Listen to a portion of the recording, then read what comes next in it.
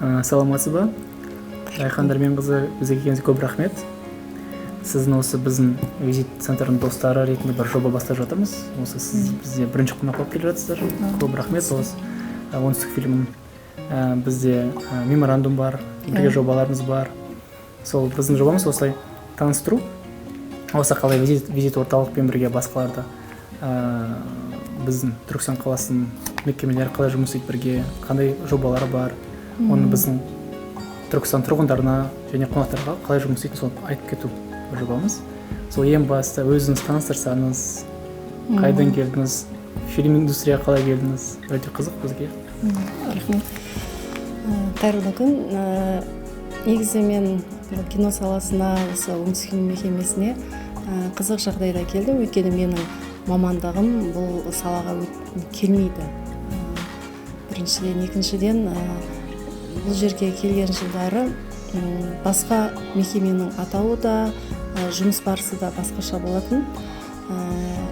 2011 жылы бастап оңтүстік фильм мекемесі болып ауыстық. Оған дейін оңтүстік фильмнің негізгі 1965 жылдан бері қаланған, басқа сала бойынша жұмыс жасаған. Кеңес одағы кездеріндегі, мысалы, ауылдық жерлерде клубтар болатын, сол жерде кинолар көрсетілетін, сол кинолардың бәрі бірінші алғашқы рет Шымкент қаласындағы осы кинофильмдерді жалға беру конторасы болып ашылған екен. Сол жерде фильмдердің бәрі жиналып, жаңағы аудандарға, клубтарға беріліп отырған. Содан келе-келе заман талабына сай әртүрлі атаулармен аталып, жұмыс барысы да өзгеріп отырған. Сол мен келген жылдары бұл мекеме облыстық кино видеоцентр болып аталатын. Ол кезде бұндай кино түсірілімдер, кино шығару жұмыстары болмайтын, тек қана жаңағы сол орталықтағы киноларды насихаттау, тек көрсетілім арқылы, ол кезде ақылы қызмет көрсетіліп отырған. Жоспарға сай мектептерге барып кино қойып, сол мақсатта ғана жұмыс жасалып келген. Одан кейін барып, осы кино саласы дамып келе жатыр қазір. Сол мақсатта бұны тек қана ол кино контора қылмай, кино түсіріп, кино арқылы халыққа тәрбие беру. Бұл қазір өзімізде айтамыз ғой, кино деген бір тәрбиенің идеологиялық құралдың бір негізі болып саналады. Сол мақсаттан бастап 2011 жылдан бастап оңтүстік фильм коммуналдық мемлекеттік мекемесі болып, ол кезде оңтүстік Қазақстан облыстық мәдениет басқармасына қарайтын мекеме болып ашылған. Одан бері енді біздің өзімізде көптеген фильмдер жарыққа шықты. Содан бері кинофильмдер түсіріп жатырмыз. Ерлік деген ең бірінші патриоттық тақырыптағы көркем фильміміз жарыққа шықты. Одан кейін 2017 жылы рухани жаңғыру мақаласы, бағдарламалық мақаласы аясында да көптеген анимациялық фильмдеріміз, көркем фильм, деректі фильмдеріміз жарыққа шықты. Енді мен бұл жерде қазір жұмыс жасап жатқаныма 14 жыл болды.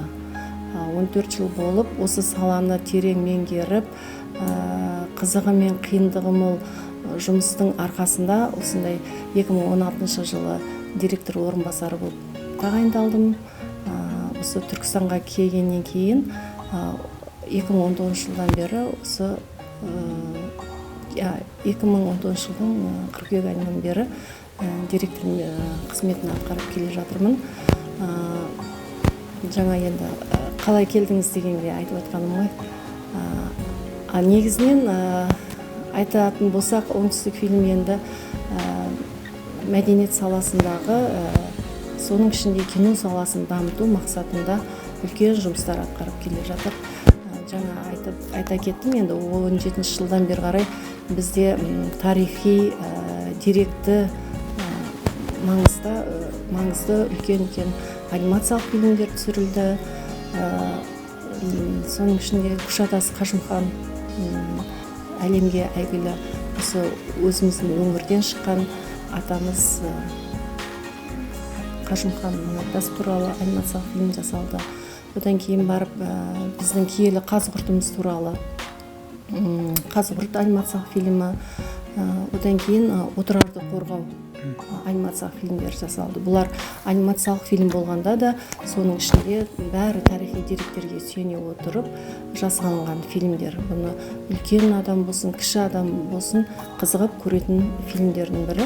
Соның ішінде тағы Ұлы Жібек жолы бойында көне қалалар деген деректі фильм жасалынды, және көне жетегеннің сыры деген ол тарихи фильмге жатады. Ол да оның ішінде осы өңірдегі киелі тарихи қасиетті жерлерді насихаттау мақсатында түсірілген. Ол жерде жаңағы Ақмешітті көрсету, басқа да көптеген тарихи жерлер қамтылған фильмдеріміз. Сіз мекеменіз өз тағдырда қызық екен, және бәрі өте үлкен жұмыс атқардыңыздар. Енді туризмге байланысты біз туризм саласын жұмыс жасаймыз. Туризмді осы Түркістанды біздің шетел достар адамдарға көрсетеміз. Соған байланысты және біз талқылағандай, осы бүкіл сіздің анимациялық роликтерді шетелдікке аударсақ, осы бәрін жобаларды алып соларға көрсетсек, біздің түрік ағайындарымызға, ағылшын, шетел адамдарына осы бәрін, менің ойымша өте қызық болады. Өйткені өзімді шетелде көп болғаннан кейін маған да сол жергілікті анимациялық роликтер қызық еді. Өйткені ол жергілікті анимация роликтер, ол сол салтын, сөздерін, соның бәрін көрсетеді бізге. Сол менің ойымша да осы біздің роликтер өте қызық болады шетел адамдарына. Осын біз визиттерді көрсетіп жатырмыз, сол шетел адамдарды көрсете аламыз. Енді бір сұрағым бар сізге. Шетелдік қонақтар келеді бізге, олар шетелде осылай біздің визит орталық болмаса шетелде туристік орындарға барған екен, олар осылай бір анимационный роликтер көреді. Таныту анимационный роликтер. Сонымен бізге осы Түркістанда бір келі адам ба, болмаса бір әдемілеп бір адам шығарып, осы Түркістанды танытса да, жүріп, түсіндіріп айтып, аңыздарды айтса, соны жобаны соны дүниеге алып келсе қалай ойлайсыздар осы оңтүстік фильммен бірге?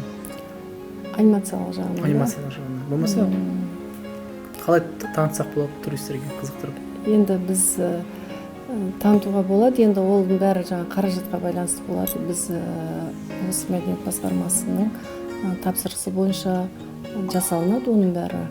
Оны біз тапсырыс қабылдап, өзіміз бұрыннан 2010 жылдан бері қарай біз Сақ киностудиясымен тығыз шығармашылық байланыстамыз. Ол кісілердің көптеген анимациялық фильмдері бар, олар насихаттау мақсатында жұмыс жасаймыз. Және де жаңа біздің алдында атап өткен барлық анимациялық фильмдерімізді сол Сақ киностудиясымен бірігіп жасалынып отқан дүниелер. Жаңа 17 жылы болашаққа бағдар рухани жаңғыру мақаласы аясында түсірілген дедім ғой. Одан бері де біз 2018 жылда да жаңағы Ордабасы бірлік туы, Түркістан деген анимациялық фильміміз бар, және Оқсыз оқиғасы деген Әл-Фарабидің жас кезі суреттелетін анимациялық фильмдеріміз бар.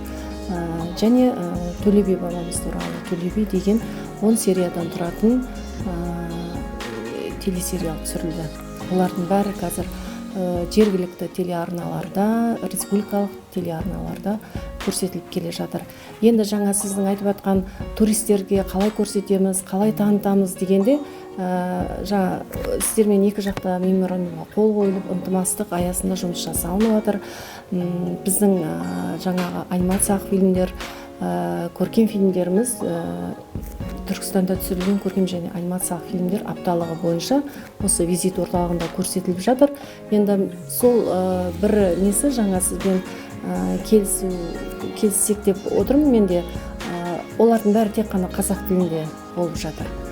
Соларды енді екі жақ бірлесіп, субтитр жасап, ағылшын және орыс тілі болсын, түрік тілі болсын, соған аударып қойсақ, ол келген туристерге де өте біздің Түркістан өңірін танытуға өте оң ықпал етеді. Өйткені айта кететін, ол әр анимациялық фильм болсын, ол телесериал болсын, оның бәрінде біздің аңыз әңгімелерге желісі бойынша жасалынған, тарихи деректер бойынша жасалынған жаңа аттарын атап та жатырмыз ғой. Ол әрқайсының өзінің тарихы бар. Мысалы киелі Қазығұрт анимациялық фильмінде мысалы сол кездегі жаңағы Нұх пайғамбардың жаңағы әлемді топан су басқан кезде адамзаттың тіршілікті алып қалу мақсатында жаңа кеме жасап, сол толқынмен келіп, мысалы киелі Қазығұртқа келіп тоқтағаны туралы баяндалады.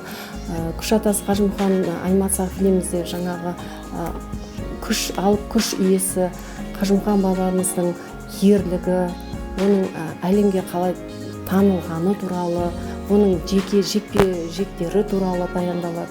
Сол сияқты сол арқылы да біз Түркістанды солай таныстырсақ болады.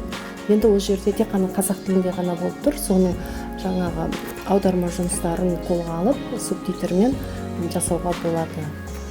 Меніңше осы жобада біз көмектесуді әрдайым дайынбыз. Біздің қызметкерлерімізде, біздің сіз сияқты да басқа да жобада қатысатын командаларда тілдер жақсы біледі, соны бірге соны істесек болады.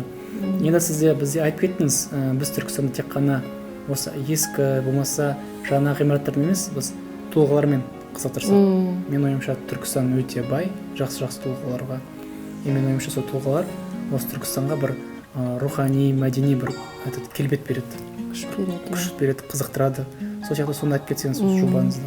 Мен ойымша туристерге қызық болады осы жоба.